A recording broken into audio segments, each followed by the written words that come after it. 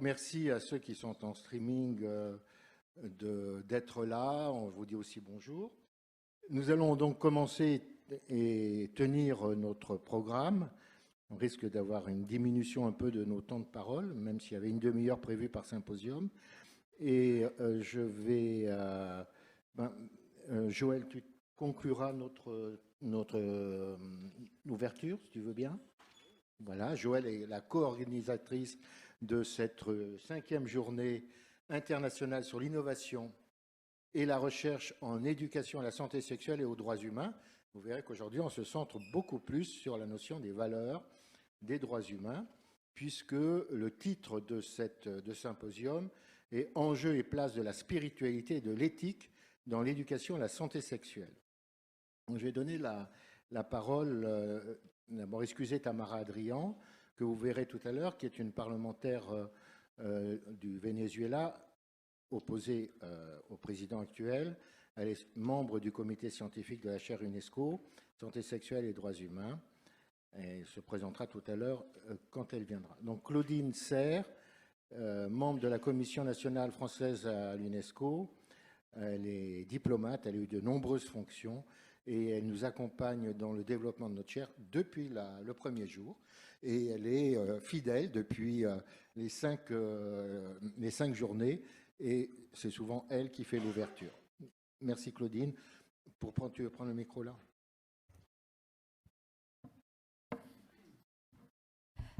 Chers amis, bonjour. Et d'abord, je vous prie de m'excuser. J'ai une extinction de voix, mais j'essayerai quand même.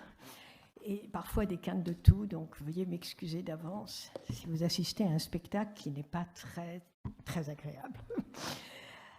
D'abord, je voudrais saluer, même si elle n'est pas présente, Madame Tamara Adrian, parlementaire du Venezuela, membre du comité scientifique de la chaire UNESCO, Madame Johanna Herra, qui est spécialiste senior des questions de santé et d'éducation à l'UNESCO, bien évidemment le professeur Laurent Mandelbrot, qui représente l'UFR de médecine Paris Diderot, notamment Madame Joëlle Mignot, qui est la plus fidèle des fidèles, avec bien sûr, nous le connaissons tous et toutes, le professeur Thierry Troussier, qui est président de cette chaire, et enfin, je salue Madame Virginie Larousse, directrice éditoriale du Monde des religions, qui est l'animatrice. Chers amis, c'est effectivement un sujet fondamental, la question des droits à la santé sexuelle et des droits reproductifs. Et je dois dire que à ce sujet, cette session aujourd'hui est plus que jamais d'actualité. Je vais d'abord simplement vous rappeler, et pardonnez-moi si certaines d'entre vous le savent déjà et certains, c'est que ce programme UNITWIN Chair UNESCO a été lancé en 1992. Il rassemble plus de 700 établissements de 116 pays. Je pense que Madame Johanna Herra vous en parlera plus longuement là-dessus, mais c'est un programme qui soutient la création de chaires UNESCO et des réseaux UNITWIN sur les grandes questions prioritaires de l'UNESCO.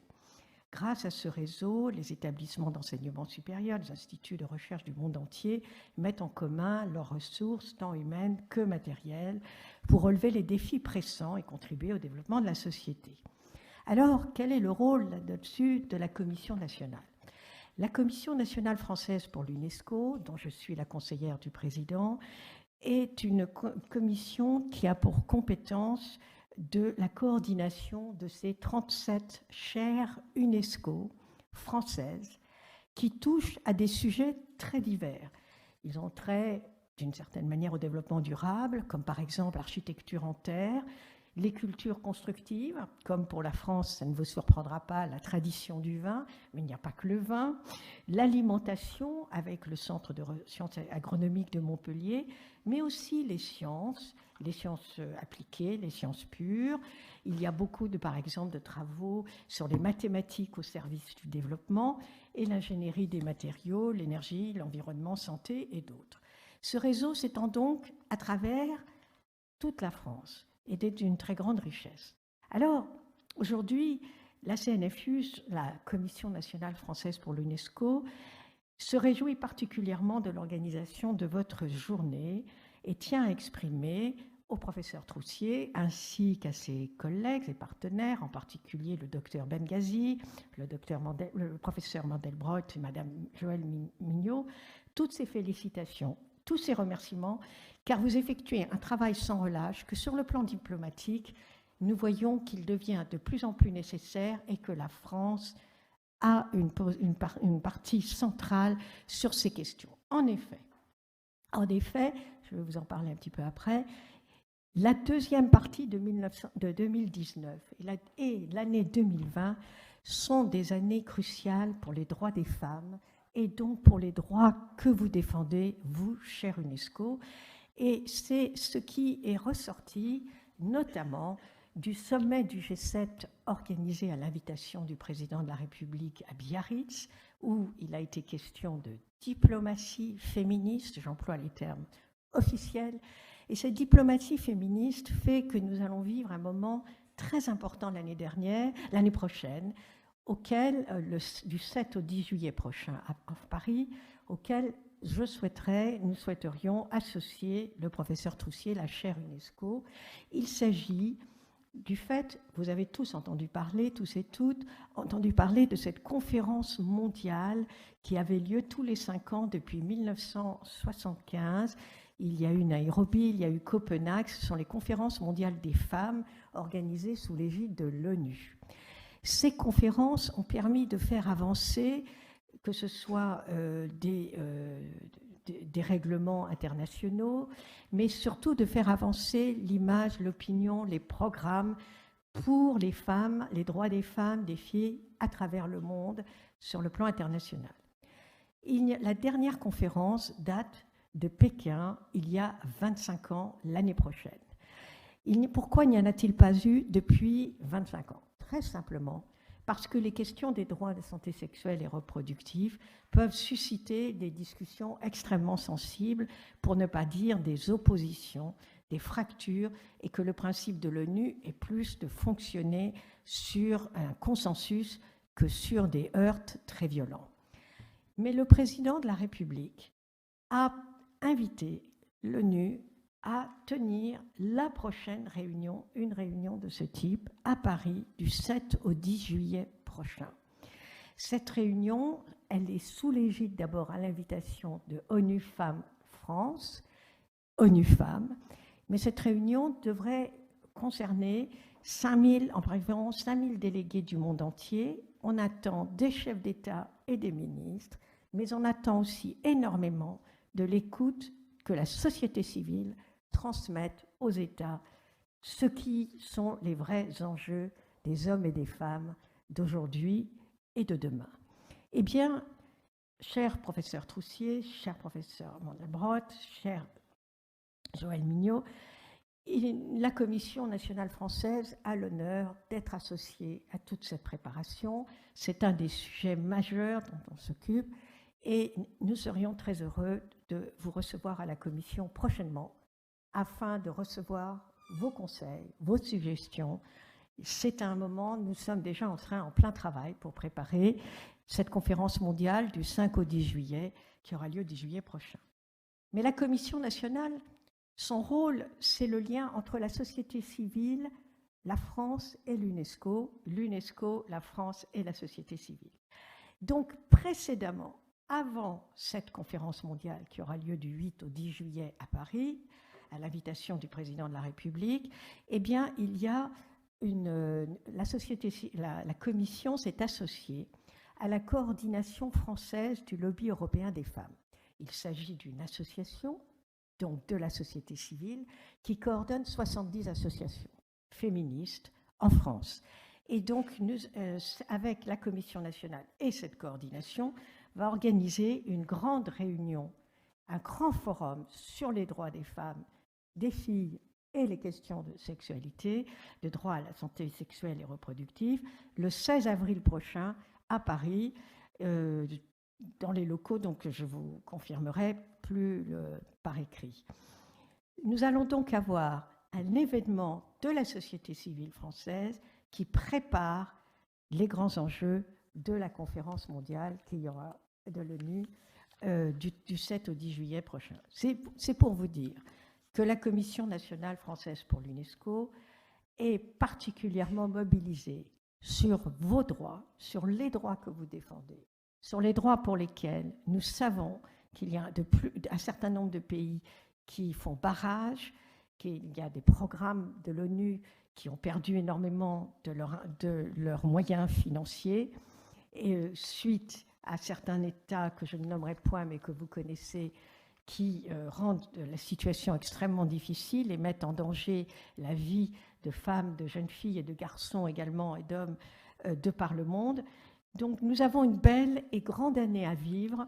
Nous avons une année où véritablement la France a un enjeu et où nous comptons beaucoup sur la chaire UNESCO. Par ailleurs, je n'ai pas eu l'occasion de vous le dire, mais je vous prie de m'excuser de ne pas l'avoir dit en premier. Nous avons un nouveau président de la Commission nationale française pour l'UNESCO, qui est monsieur l'ambassadeur Yves Saint-Jour. Monsieur Yves Saint-Jour, qui a beaucoup travaillé en Amérique latine, mais qui a été également ambassadeur dans des grandes ambassades. Il était encore récemment ambassadeur de France en Espagne.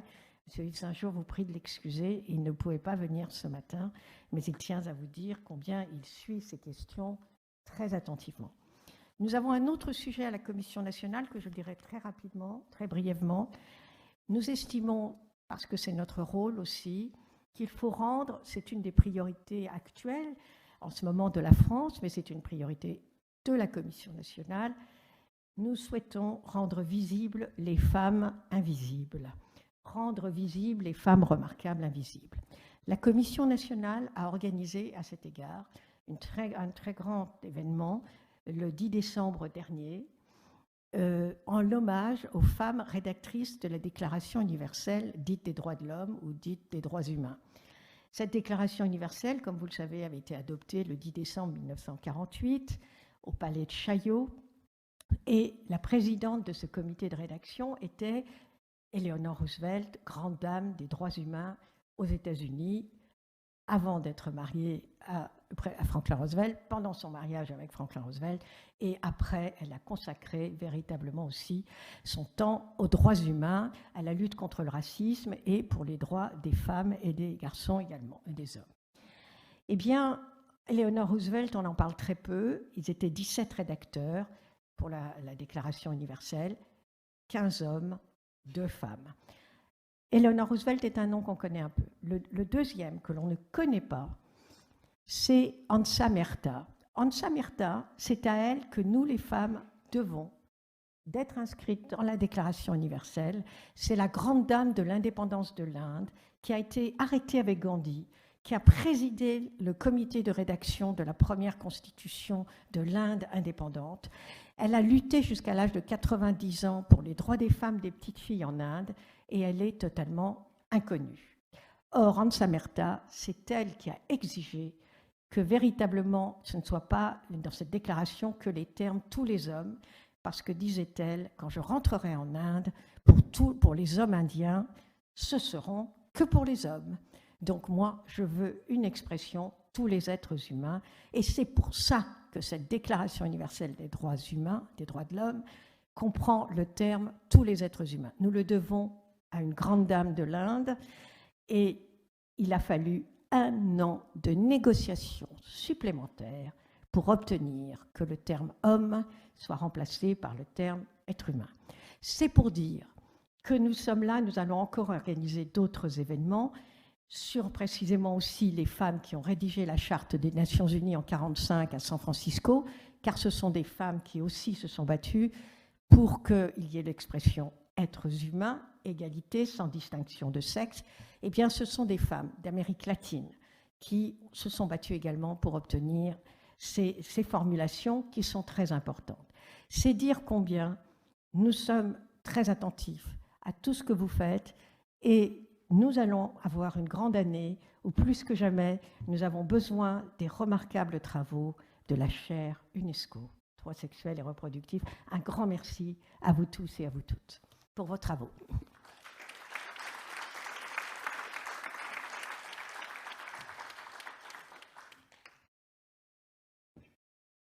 Bien, je donne la parole à Johanna Erath. Johanna Erath est une personne aussi qui nous suit presque depuis le début dans la chaire, à partir du moment où elle a été en fonction à l'UNESCO. Elle est senior dans un programme de spécialité qui est plutôt l'éducation, et notamment à la santé, mais elle s'est occupée récemment de l'amour, et je pense qu'elle va nous en parler à un niveau mondial, et donc je vous laisse la surprise, ce qui est rare de la part des institutions, d'aborder la notion de l'amour.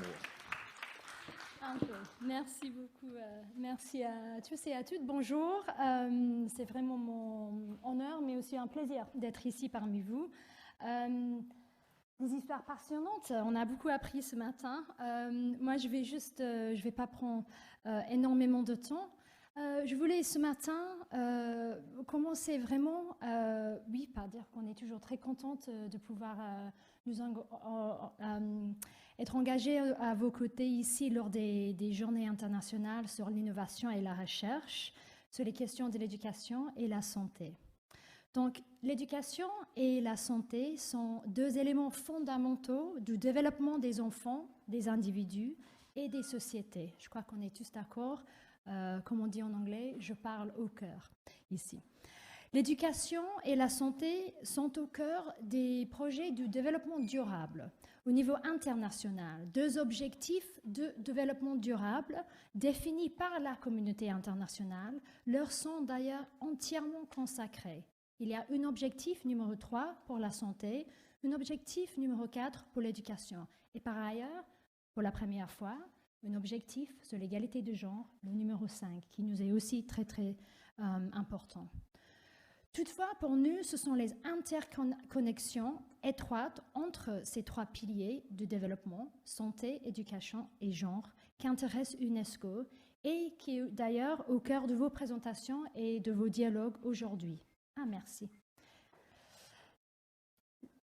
La stratégie de l'éducation pour la santé et au bien-être de l'UNESCO reconnaît que la promotion de la santé permet d'améliorer la réussite scolaire des élèves et accroître le niveau d'éducation, en même temps qu'une contribution à améliorer la santé des jeunes.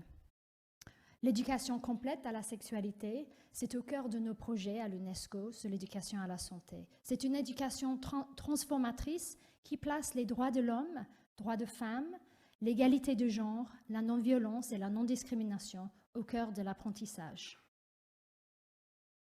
L'UNESCO a été créé pour être, entre autres, un laboratoire d'idées. Or, les chaires de l'UNESCO sont des outils parfaits pour générer des idées. Et au-delà des idées, pour générer des données scientifiques, pour faire circuler ces idées et ces données entre les régions, notamment entre le Nord et le Sud. Et pour permettre aux scientifiques de travailler ensemble au-delà des frontières.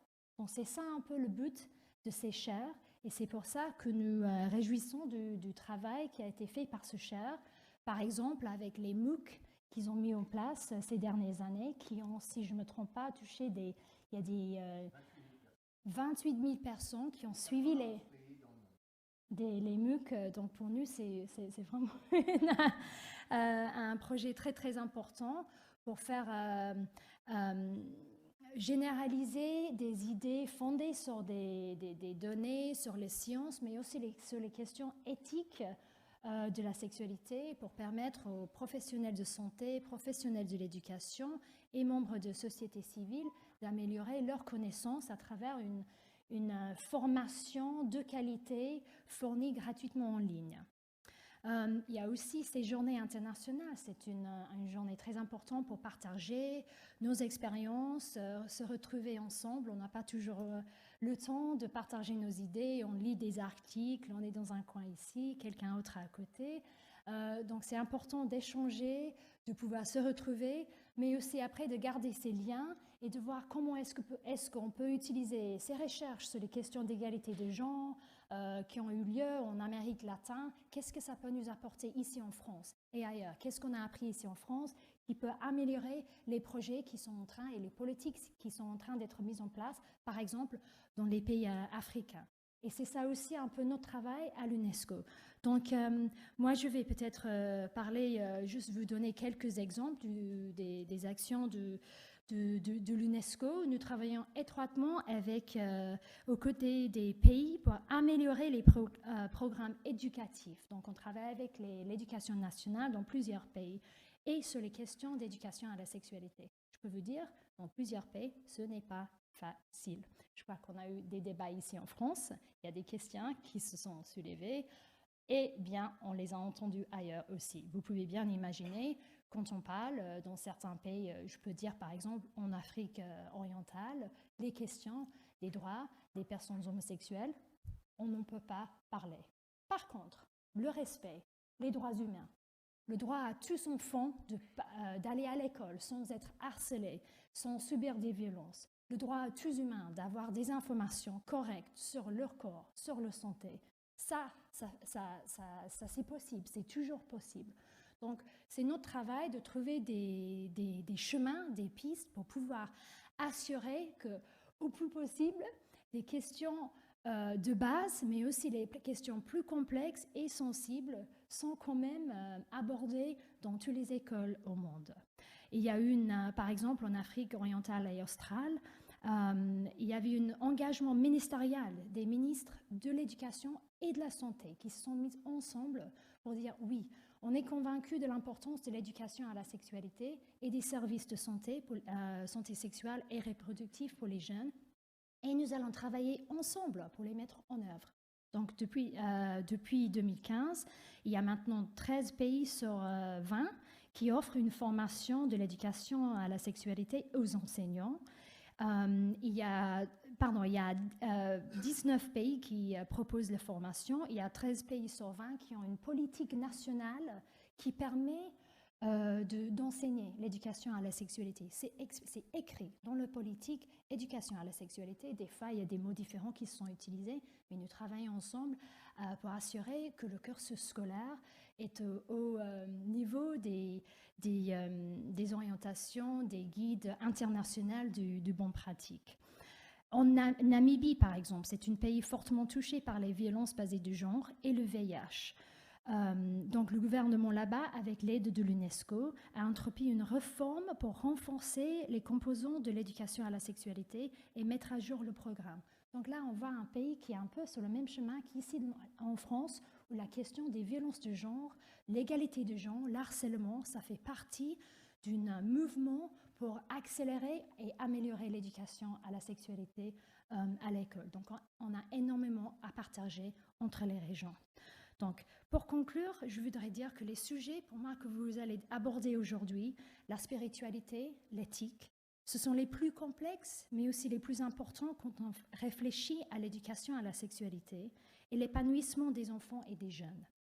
Moi, j'attends avec grand plaisir les résultats de vos débats et je vous encourage de garder dans vos esprits des mots de ces jeunes femmes et hommes qui viennent de partout dans le monde, qui se sont exprimés sur l'importance de l'éducation à la sexualité dans leur vie. Nous avons entrepris l'année dernière un projet d'entretien avec certaines familles qui viennent de Chili, du Ghana, du Thaïlande, Angleterre et aussi maintenant en Chine. On leur a demandé est-ce que l'éducation à la sexualité est importante pour vous? Pourquoi? Et les parents nous ont répondu oui. Personne ne m'a jamais parlé des règles. Ça m'est arrivé sans que je sachais ce qui se passait. La mère qui venait de l'Angleterre, ainsi que la mère du Chili, ainsi que la mère à Ghana. Les enfants qui parlaient de leurs besoins, de leur désir de comprendre mieux sur les relations interpersonnelles. Et ce que je vois, je vais juste vous montrer ici, je ne vais pas vous montrer le vidéo, mais je peux diffuser ça après à travers nos confrères. Ici, je vais juste partager quelques images et des mots parce que je trouve que c'est important qu'on garde au cœur les mots de ces jeunes qui nous parlent de ce qu'eux, ils veulent apprendre et de ce qu'ils souhaitent devenir dans le monde.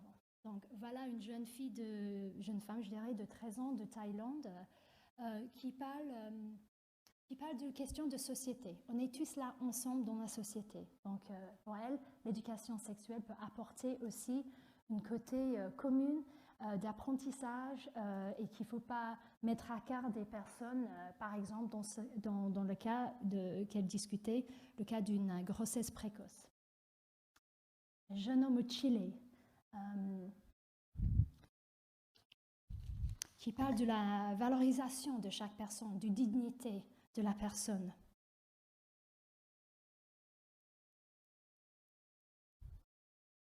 Cette jeune femme anglaise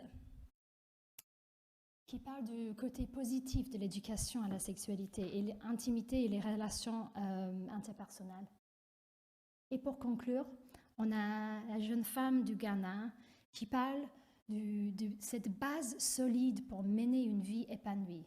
Et en anglais, ce qu'elle avait dit, c'est que l'éducation complète à la sexualité, when given to any group, gives you a foundation for a successful life. Et donc, on a porté sur cette idée du foundation. C'est une question fondamentale pour les jeunes, pour avoir une vie épanouie, et sur le côté de leur vie sexuelle, mais aussi la vie romantique. Donc, on a lancé une campagne qui s'appelle Foundation for Life and Love. Et c'est cette question de l'amour qu'on a voulu apporter et amener sur nos débats sur les questions de l'éducation à la sexualité. Donc, je vous souhaite plein de succès aujourd'hui et je vous remercie de l'invitation d'être là. Merci. Merci, Johanna.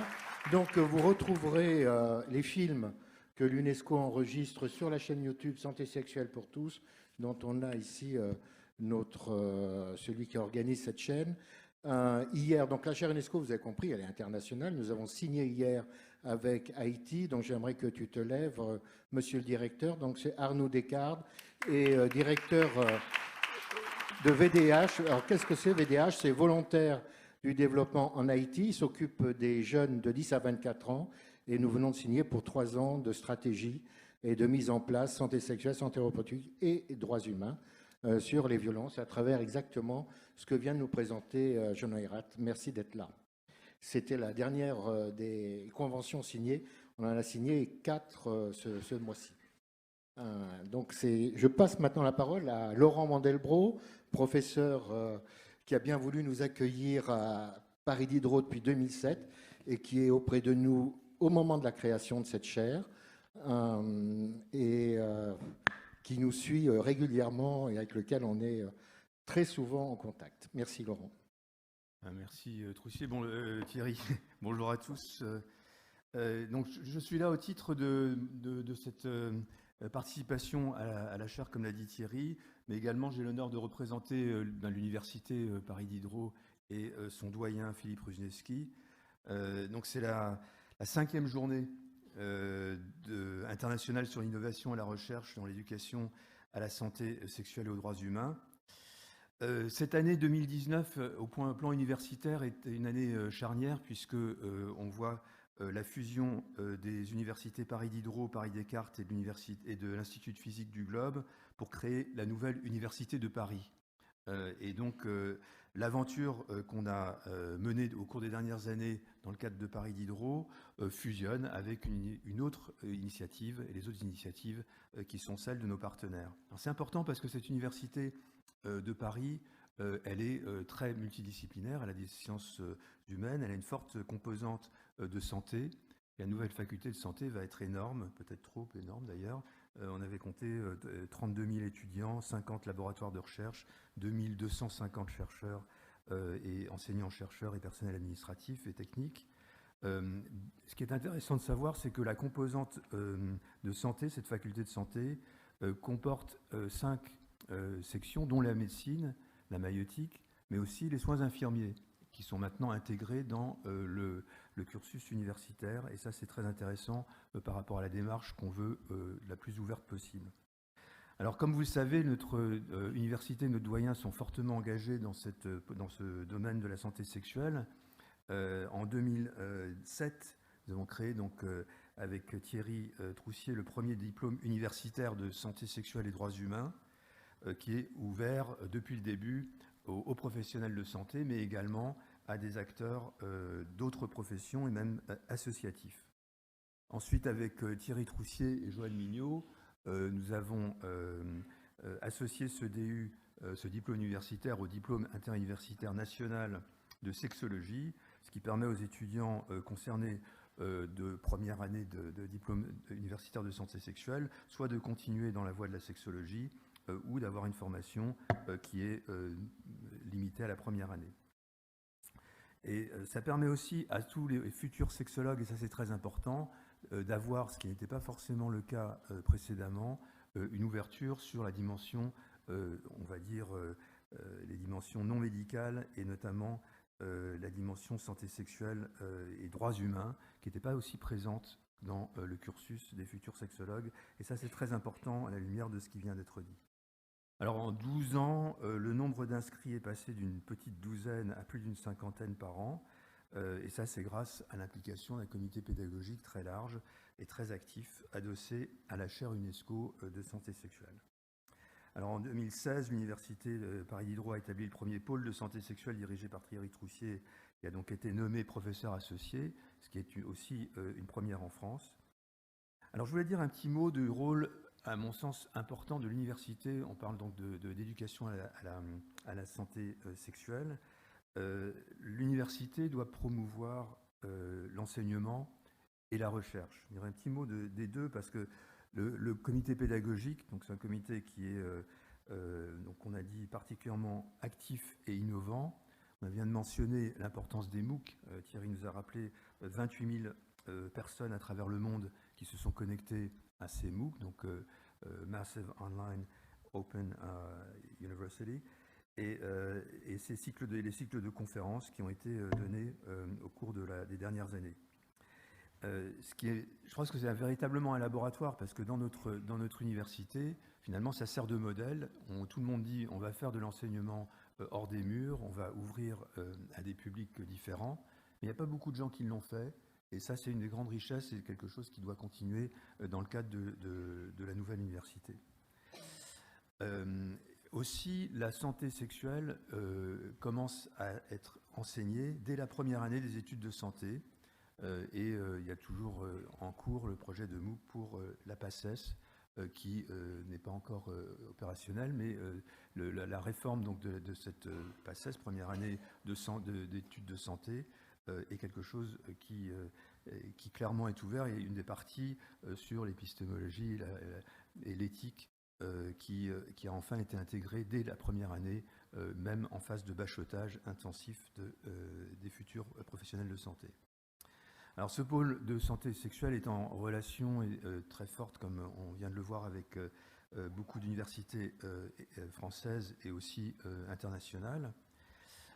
Et donc c'est quelque chose certainement qui est ouvert à de nouvelles innovations. Ça ne s'arrête pas sur les MOOC. Le MOOC, c'est une méthode, c'est un véhicule, mais c'est d'une façon générale une plus grande ouverture sur le côté non pas vertical de l'enseignement, mais descendant et ascendant de l'enseignement.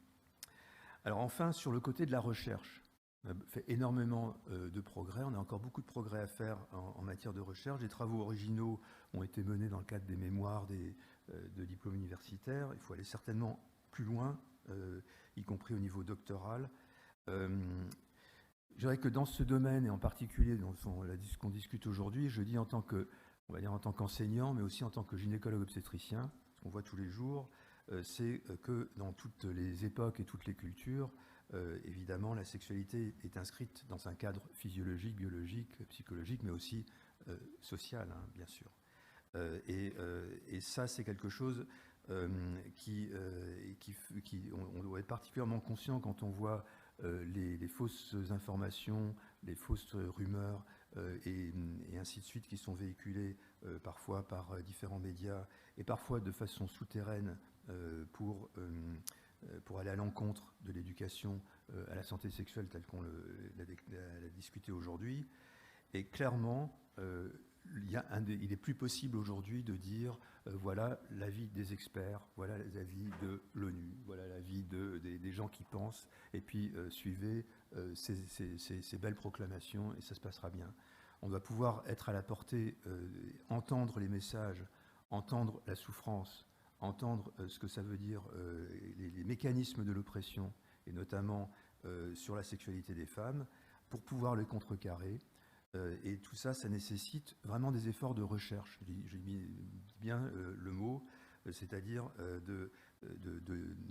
c'est un rôle universitaire, un rôle approfondi, et c'est la plus grande rigueur scientifique qui est nécessaire pour aller de l'avant dans ce domaine et pour lutter contre l'ignorance. Et c'est à travers, ça c'est je pense le rôle vraiment de l'université, qui est d'enseigner les enseignants et d'apprendre nous-mêmes comment aller plus loin dans les messages pour lutter contre cette ignorance. Donc bons travaux à tous, bonne journée et comptez sur l'engagement donc de l'université dans le domaine de la santé sexuelle. Merci. Merci. Donc, je ne vais pas présenter Virginie Larousse qui est arrivée, qui est directrice éditoriale du Monde des religions, qui sera notre animatrice. Le Monde des religions nous a suivis toute cette année dans toutes les conférences, puisque c'était un cycle de conférences qui parlait éthique, droits humains et spiritualité, que nous avons organisé avec Joël en coordination. Donc, merci au Monde des religions de nous avoir soutenus, d'avoir diffusé les informations, que vous soyez là. Est-ce que Virginie voulait dire un mot maintenant et Joël pourrait conclure pour qu'on commence ce symposium? Merci. Oui, je vous remercie Thierry Troussier, Joël Mignot. Merci beaucoup pour votre invitation. Donc, Le Monde des religions est un magazine bimestriel qui appartient donc au groupe Le Monde. Alors, de prime abord, il peut paraître un peu curieux de faire un partenariat avec la chaire UNESCO Santé sexuelle et droits humains. Mais dès que Thierry Troussier et Joël Mignot nous ont sollicité, eh bien, on a été très heureux de faire ce partenariat cette année. Pourquoi ? Parce que, comme vous le savez, sans doute, les religions entretiennent des liens, disons, ambivalents avec la question de la sexualité, des relations souvent très compliquées, puisque les religions, dans leur ensemble, ont tendance à vouloir fixer un cadre légal à la sexualité. Alors, est-ce que ce cadre légal permet d'être en bonne santé sexuelle ? Eh bien, ce serait aux croyants de répondre à cette question. Mais en tout cas, à une époque où, disons, un religieux obscurantiste a tendance à réapparaître sur le devant de la scène, il nous a semblé important de s'emparer de cette question des rapports entre sexualité et religion.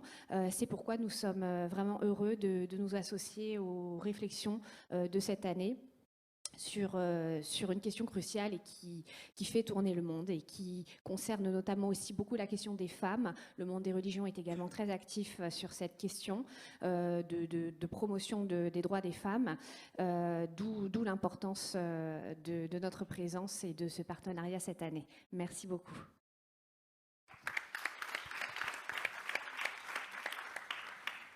Eh bien, puisque Thierry m'a demandé de conclure cette première présentation, d'abord je voudrais remercier vraiment tous nos participants, tous les participants de la journée. Cette journée, effectivement, va tout à fait dans la suite de tout ce que nous avons fait cette année. Ces conférences que vous pouvez retrouver sur Santé sexuelle pour tous, notre chaîne YouTube. Donc, il y a eu un certain nombre de conférences que vous retrouvez en ligne. Ce que je voulais dire, juste pour conclure très rapidement, c'est le choix de ce mot spiritualité. C'est un mot qui interroge. Pourquoi est-ce que nous avons choisi éthique et spiritualité, mais en particulier spiritualité? Eh bien, c'est parce que dans la définition de la santé sexuelle, la spiritualité n'apparaît pas, puisqu'elle a été, je crois, à un moment donné évoquée lorsqu'elle a été travaillée dans les différentes instances, et elle a été exclue. Et c'est parce qu'elle a été exclue et que nous sommes dans la transgression aussi, que nous avons eu envie de travailler sur cette question, puisque si elle est exclue, c'est que justement, c'est un point extrêmement important. Et Virginie l'a dit, bien entendu, la spiritualité touche bien entendu les religions, mais pas seulement. Et cette question de notre interrogation sur l'immanence, la transcendance, le lien avec la sexualité, eh bien nous la retrouvons aussi, bien sûr dans l'éducation, elle doit être prise en compte, mais aussi dans nos consultations, puisque moi je parle toujours de ma place de clinicienne, et je vois bien que cette question de la spiritualité est extrêmement active dans la vie sexuelle de mes patients. Donc, c'est pourquoi nous avons choisi ce sujet. C'est aussi pour que nous puissions réfléchir ensemble et surtout dans un désir d'ouverture J'ai beaucoup aimé ce qu'a dit Laurent sur lutter contre l'ignorance. Je pense que s'interroger sur cette question de peut-être de tout simplement l'existence ou la non-existence de Dieu, peut-être qu'on peut poser cette question-là, eh bien, nous interroge sur nos valeurs fondamentales. Et c'est aussi dans ce sens-là que nous avons choisi ce sujet. Voilà. Merci Joël. Donc, nous sommes en retard, mais nous continuons. Merci à tous. Donc, on installe le premier symposium. Patrick Papadian, qui va donc animer ce premier symposium, est membre du comité exécutif de la chaire UNESCO, médecin. Ensuite, nous avons Aurélie Boccassini et son équipe. Donc, je crois que vous êtes 3. N'hésitez pas pour vous soutenir. Venez. Et Florence Mégécas, qui est juste là, où on va te laisser une place, Florence.